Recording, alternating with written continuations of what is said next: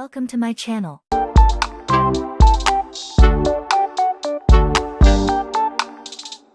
Hello, welcome to Tia's True Life. And as you can see, I am trying out a new format, so I hope you guys like it. This is like the first video with the new format, and I know it's been a while since I've posted, but definitely back for new content. And forgive me today, I've caught this cough and I can't seem to get rid of it, but I'm going to persevere and hopefully everything goes okay. So, this story is about 32-year-old Chelsea Grimm, who, as you can see, she went on a cross country adventure. She was going to a wedding, and her parents were going with her too. I guess it's a family friend or a family member's wedding they were all going to, and the wedding was in Connecticut. Well, as you can see, Chelsea lived in San Diego. So instead of getting on the plane with her family member, her mother, father, at least a sibling, she decided to go on a cross country trip from San Diego to Connecticut. And the reason being was because she said that she liked adventure, and she was also, I guess, a hobby of hers was photography. And so she wanted to take some pics as she took the 2,800-mile trip across country. And she could spend time with her favorite, well, her only pet bearded dragon, Roz. But 3 days into the trip, Chelsea called her parents and told them she didn't think she could do the trip by herself. That's a lot. I mean, basically, you're going from practically coast to coast. And I mean, like, if you count in the fatigue factor and everything, yeah, that's a lot. And that she's a female alone.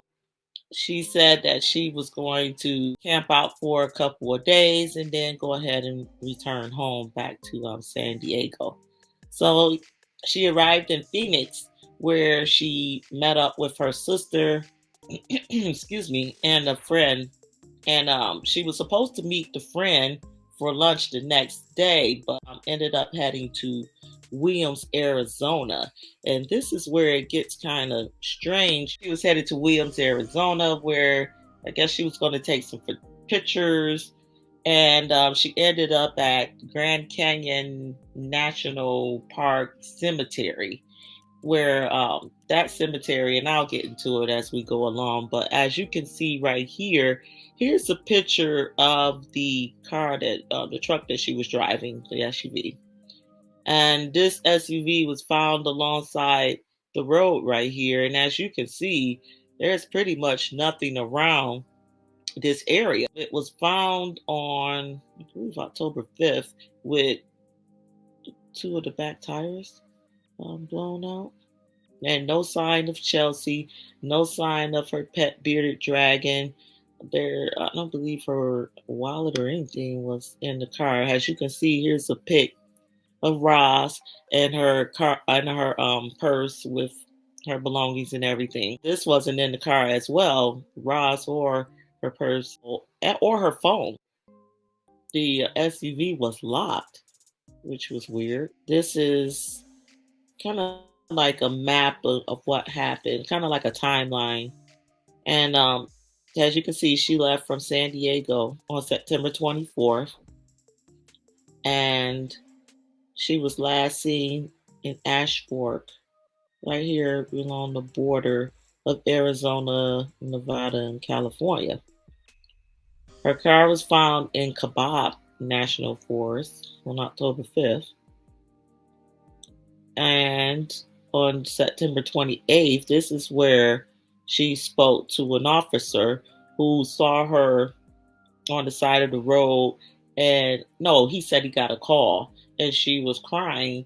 And he came over and just checked on her to see what was going on with her. And she said she was crying because she had just taken some photos at the Grand Canyon National Park and that it kind of moved her. So she was crying. But there was also, excuse me, The cop, I guess there was a faint smell of marijuana, and so the cop wanted to make sure that she was okay. He told her about a rest stop that was close by to where truckers go, and you can take a shower and sleep overnight. And he felt like that would be more safe for her, but she never made it to that truck stop. And joins me now on the phone. Kelly, it's a strange case. Hard to wrap my mind around. I was trying to go over all the details today and the timeline and the fact that the car was found and that she's missing with the bearded dragon. Have you been able to piece anything together yet? I mean, do you think that she is likely still in Arizona at this point? Well, that's very difficult to tell right now. I mean, the circumstances, you're right, they are bizarre. I mean, and the body cam video of the law enforcement officer talking to her, I just recently been, my agency's just recently been brought on, but I have an interest in, he recommended for her to go to Love's. And I'm working with Coconino law enforcement right now and trying to find out, has anybody gone there to check out the CCTV, because if she actually followed the officer's advice and was camping there or just sleeping in her car there, did she get approached? And I know the Love's, those Love's gas stations, I guess, truck driver stations, they have places where people can sleep. Truck drivers do it all the time, showers and stuff like that. So I'm right now, we're just trying to gather as much information as we can. Coconino County Sheriff's Department has been outstanding working with us. Some law enforcement departments, they don't work with you just because you're a private investigator. But because I'm interested, because there was 2 flat tires, it was out on a dirt road. How far was the body cam video where she was talked to by the police there to where the car was found? I mean, because did somebody interact with her and then they drove down that road? I mean, we're all assuming at this point right now, because nobody really knows for sure except God. So, right. I mean, that's where we are right now. We have had some interesting things come to light just as of today. Matter of fact, just a few hours ago, that we're working on that could really generate stuff that we're probably going to want to get out on the news if it comes to fruition, because we may have something that we want the world to look out for. Yeah, I would imagine when you start asking questions and like you said, around that gas station, first of all, the thought of a young woman sleeping alone with just a bearded dragon in a gas station parking lot makes me a little nervous. Well, can you share a little more about what you've discovered in the last couple of hours, or give us I really can't at this point. I really can't, because number one, we have to verify. Number two, we have to interview. And these people literally just came up on the radar today. And so we're trying to get interviews set up and composite sketches and things like that. You doing? I'm okay. How are you? The interaction lasts about 7.5 minutes. I'm doing great. Are you doing all right? Yeah. And shows 32-year-old Chelsea Grimm just a few days before reportedly disappearing. I just was doing a photo shoot of the lost soldiers and got a little emotional, so I was crying before I got back on the road.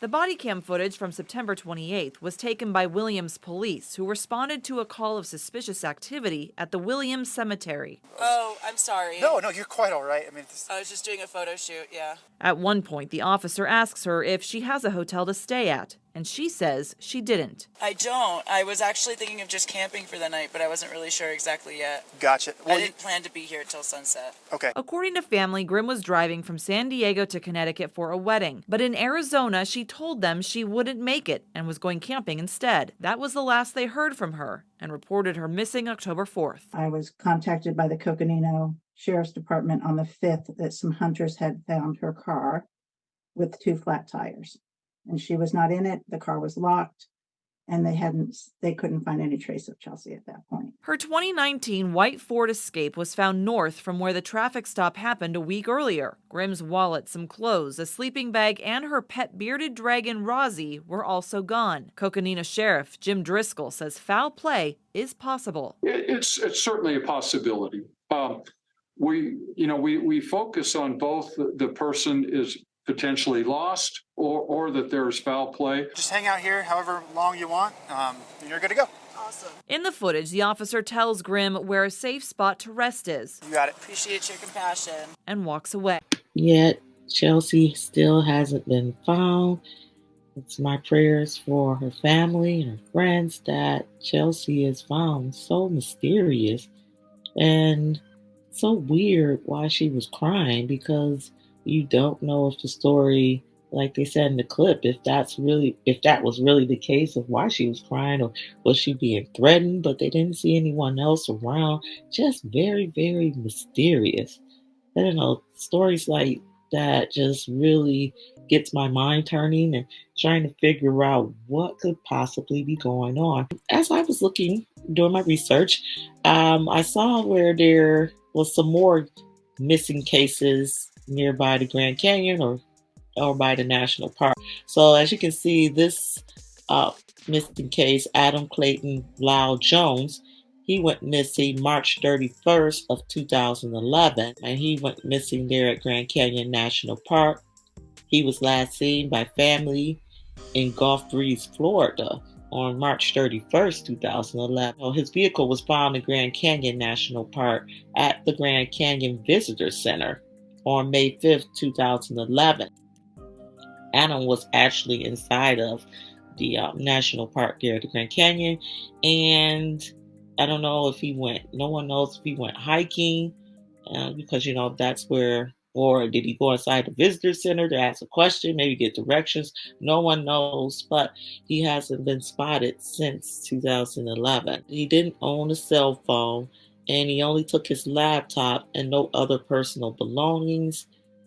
And there was an itinerary in his car showing Denver and cities in California marked as destinations. I'm not sure if he was doing, like Chelsea, some kind of cross-country trip, and maybe he stopped there at the visitor center, maybe for directions or a quick hike. Not sure, but he hasn't been seen since. And here's another missing case, Morgan Heimer, who in 2015, he was a guide for Tour West, went missing on day 6 of an 8-day trip in the Grand Canyon on June 2015. And there was a week-long search for Morgan, and he was never found. That's really sad. So you're not sure if maybe Morgan drowned, but weird, because it says he went missing on day 6 of an 8-day trip there. So not sure if he was hiking or exactly what happened, but he hasn't been found since 2015. And here's another case, Floyd E. Roberts III of Florida. He was reported missing by a member of his hiking group in June 2016. Floyd had started a multi-day backpacking trip in the Kelly Tanks, which is west of Grand Canyon National Park. It's the western part of the national park. And they said during that time there was an excessive heat warning that was issued. So not sure if he succumbed to the elements or if something more nefarious happened. Not quite sure. But he hasn't been seen since his disappearance in 2016. Now I added this because there was articles that spoke about there at the Grand Canyon, there was a lot of people who succumbed to elements. And so here are some of the things that were fatal to some of the people that went missing or were found. And it said a fatal mistake is when people hike alone because they can get stranded or dehydrated or starve to death, and no one knows they're there. No one knows to go search for them there because no one knew that they were there. And they said another fatal mistake is when people leave the established trails, when they go off the trailheads and then they end up getting lost and no one can find them. And so it said some people who got lost faced the choice between bad and worse. They ended up descending further into the canyon where they could get water from the river, and some survived until someone could find them, or some of them have attempted to climb out of the canyon with little or no water and no certainty of finding a good trail. Now, starvation is a big factor as well. I mean, they said some people have left notes behind that said 4 days without food or water and that they're lost. And they said multiple skeletons have been found there in the canyon. Boy, that is creepy. That reminds me too, what is that? The Superstition Mountains, where people said they have found lots of skeletons along the trails and stuff of people who got lost and couldn't find their way back.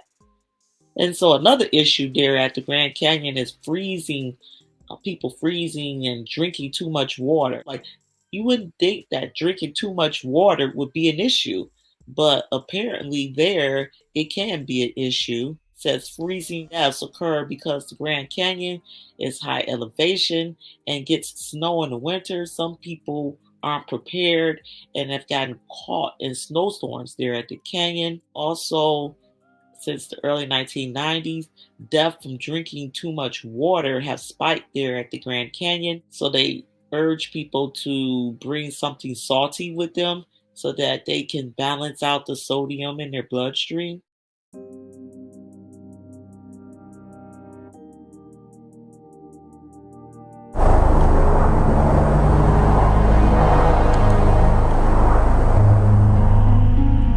There's all kinds of wildlife on the Mogollon Rim.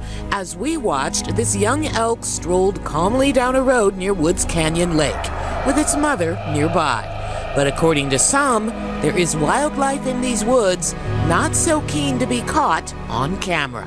They range from about this tall to about 8 feet. Mitchell Waite is the chief monster chaser for MogollonMonster.com. Well, I think they're the same species, but probably different races.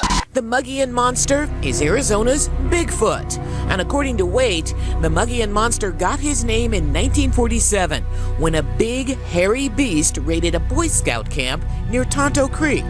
Because it happened on the Mogollon Rim, the Boy Scouts called it the Mogollon Monster. And that's kind of what stuck, you know. Waite, whose family settled northern Arizona, first heard about the monster around the campfire. You know, they were all about the hairy man or the wild man or something like that. And of course, I didn't believe them. We took all these campfire stories and we published them into a book called The Mogollon Monster, Arizona's Bigfoot. And they were just that, campfire stories. No proof, you know, just stories. But stories slowly turned into reality after Waite started receiving reports of Bigfoot sightings and started to investigate for himself. His first sighting was 7 years ago while driving up on the rim. I just happened to be catch something out of my corner of my eye, and I turned and looked, and this thing stood up out of a small cave. And my first thought was, it looked like Cousin It on the Addams Family, you know. But by the time I got it backed up, it had already covered probably 30 yards and disappeared into the bushes. Waite showed us photos of the Mogollon Monster he and his team have captured. Cow, look at and that. This video from inside a cave made of sticks and pine needles. Look at this, says Waite, is a small baby Bigfoot trying to hide in the corner from his night vision camera. Waite has mapped Mogollon Monster sightings from across the state. There are many, but most are up on the rim, and he's had his own sightings. Probably well over a dozen times now. Yeah, basically we try to tweak their interest to come to us. It seems Bigfoot has a big sweet tooth. Cookies or baked goods, anything sweet. They really like sweets. Footprint castings represent the traditional Bigfoot proof of life. Waite has plenty of those too, along with plenty of doubters. But of course there's lots of skeptics that just won't accept it. But also plenty of believers who have a new way to track down an old legend, the Mogollon Monster. Now with modern social media and so forth, it's becoming more and more acceptable for people to share what they've seen and what they've heard, and even videos or photos. Now believe me, there's a lot of hoaxers out there, but there are a few reputable people that are searching for the truth. Well, I want to preface too that I'm not saying that this is the reason for the disappearances. I just wanted to add to, just some things that are said about the area, and people can deduct from that what they want. As far as the disappearances of Chelsea Grimm, the other disappearances there at the Grand Canyon National Park, no one knows what happened. All we can do is speculate. This is the first video, but as I go along with my content, you'll start seeing that in a lot of the content, I'm going to add to stories that happen around the areas that the disappearances go, maybe some myths and legends, things of that nature, just to encompass a broader picture of the stories. I don't know. We'll see how it goes. See if that's something that you guys will appreciate. We'll see. So as you can see now, here's a wood carving of the Mogollon monster. The Mogollon monster, it was, as you can see in the clip, it was named for the area where it was spotted, the Mogollon Rim area.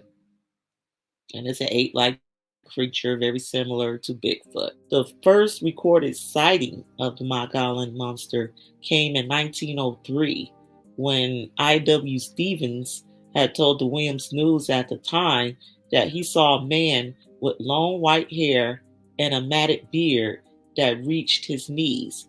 He wore no clothing, and upon his talon-like fingers were claws at least 2 inches long. A coat of gray hair nearly covered his body, and there was a patch of dirty skin showing.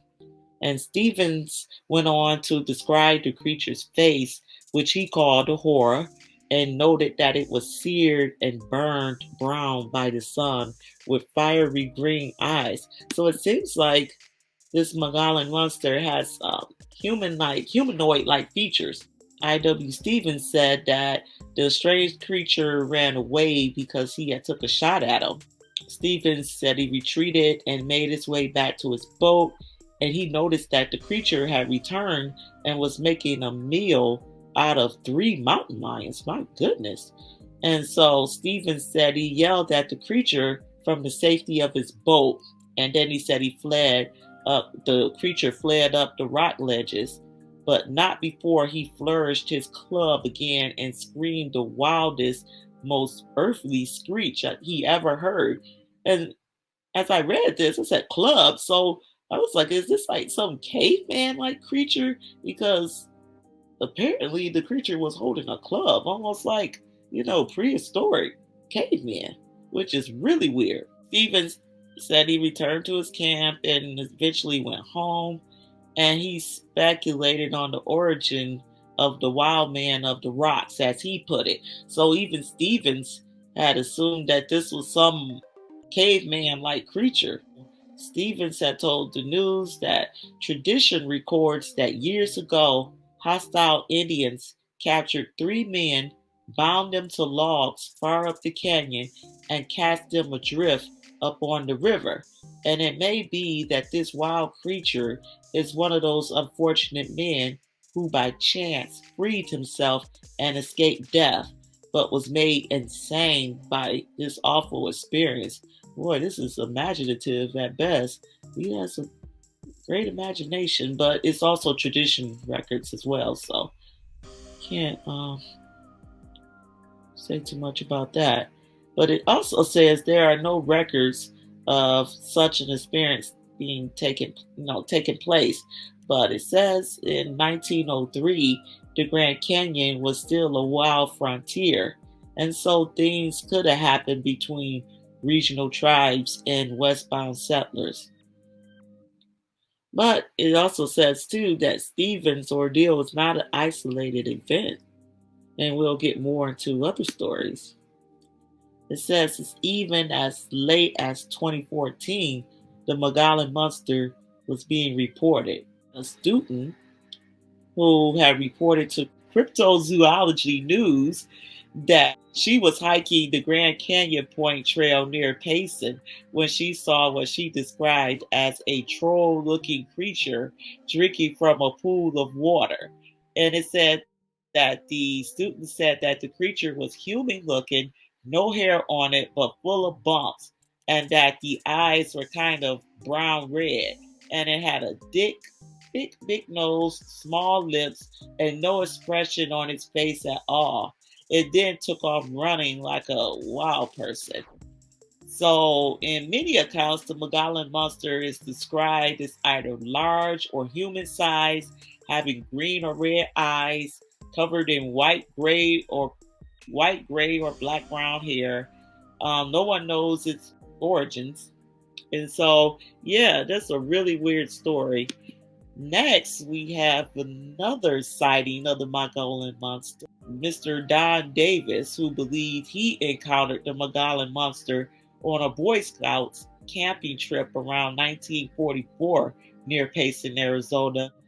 He said in his story, the creature was huge. Its eyes were deep set and hard to see, but they seemed expressionless. His face seemed pretty much devoid of hair, but there seemed to be hair along the sides of his face. His chest, shoulders, and arms were massive, especially the upper arms, especially upwards of 6 inches in diameter, perhaps much more. And he could see that the creature was pretty hairy, but he didn't observe how thick the body hair was.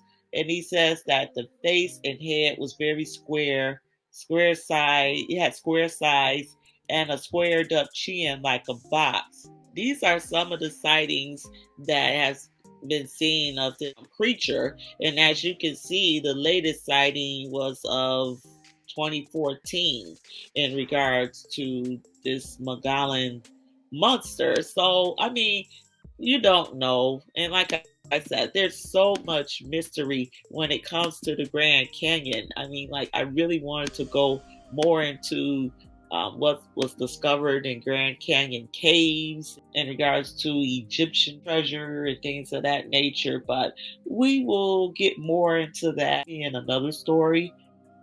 Yeah, I'll go ahead and end the video. But again, like I said, my heart goes out to Chelsea's family and friends. I hope that she's found, or that the family and friends find out what happened to Chelsea, as well as the other missing people that have went missing in the Grand Canyon, and that there's some kind of resolution to their families and friends.